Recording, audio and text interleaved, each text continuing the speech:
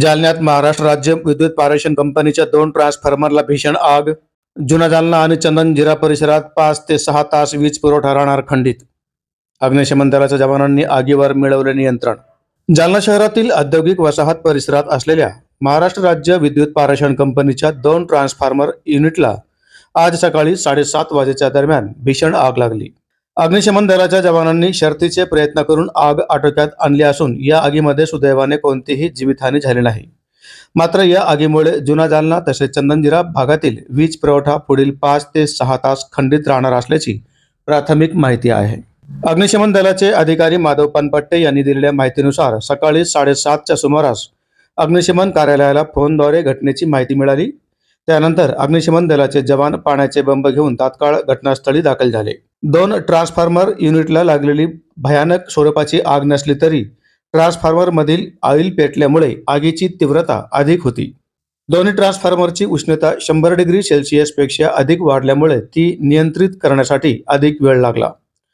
पानपट्टे यांनी माध्यमांशी बोलताना सांगितले की आग विझवण्यासाठी पाण्यामध्ये लिक्विडचा वापर करण्यात आला असून प्रक्रियेला वेळ लागत आहे. आग आटोक्यात आणण्यासाठी मुख्य अग्निशमन अधिकारी माधव पानपट्टे, सहाय्यक अधिकारी संदीप दराडे, नागेश घुगे, संतोष काळे, राहुल नरवाडे, किशोर सगट, नदीम यांच्यासह 7 ते 8 जवानांनी घटनास्थळी काम करत आहेत. अग्निशमन दलाच्या 2 बंबासह जवळपासच्या कंपन्यांकडून पाण्याचे टँकरही तात्काळ उपलब्ध करून देण्यात आले आहेत. त्यामुळे आग नियंत्रणात आणणे शक्य झाले.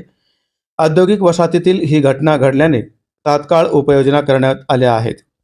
अग्निशमन दलाच्या तत्परतेमुळे आणि स्थानिक कंपन्यांच्या सहकार्यामुळे मोठा अनर्थ टळला, अशी माहिती माधव पानपट्टे यांनी दिली.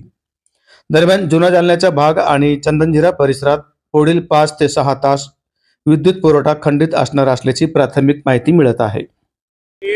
काय नेमकं कुठे फायर झालाय?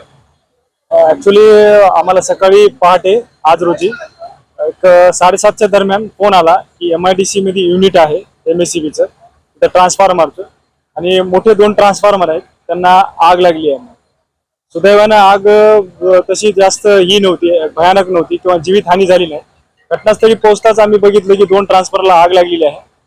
त्याच्यामध्ये जे ऑइल आहे ट्रान्सफॉर्मरमधलं तर ते जळत होतं आणि ट्रान्सफॉर्मरमध्ये हीट इतकी वाढली होती की त्याला कुलिंग करणं म्हणजे ते मोठी प्रोसेस आहे, त्याला एक वेळच लागतो. त्या आगीला असं लवकरात लवकर आपलं जशी नॉर्मल आग असते तशी आटोक्यात येत नाही, त्याला कुलिंग करायला एक टाइम लागतो. जोपर्यंत त्याच्या 100 सेल्सिअस तापमानच्या खाली येणार नाही तोपर्यंत हीट म्हणजे विझणार नाही, ऑटोमॅटिक तो पेट घेईल.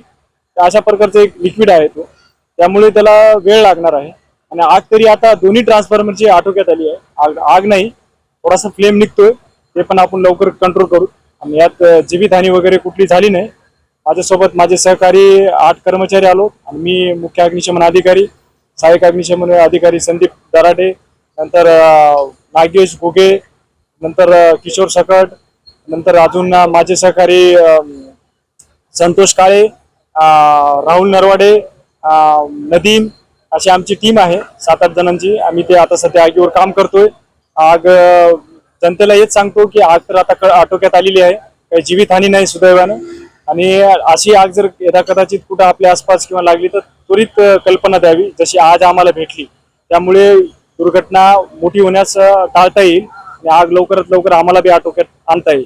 धन्यवाद. जय हिंद, जय महाराष्ट्र. पाण्याचे बंब वगैरे आणण्यात आले आपलं काय? आता सध्या 2 फायर बंब आलेले आहेत आपल्या इथं, 2 गाड्या आणलेल्या आहेत आम्ही. आणि तिसरं आमच्याच बाजूलाच MIDC असल्यामुळं आणि MIDCचा परिसरच आहे हा, त्याच्यामधून त्यांनी 20,000 लिटरचे 2 टँक MIDCने आपल्याला तुरंत पाठवली. त्यामुळे इतर गाड्याची काही आवश्यकता नाही, फक्त 2च ट्रान्सफॉर्मर आहेत आणि त्याला आपण 4ही बाजूने फायर फायटिंग चालू आहे.